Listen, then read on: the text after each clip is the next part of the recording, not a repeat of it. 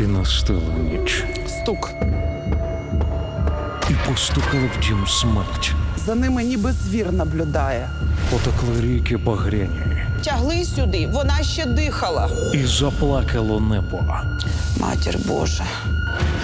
Кров була повсюди.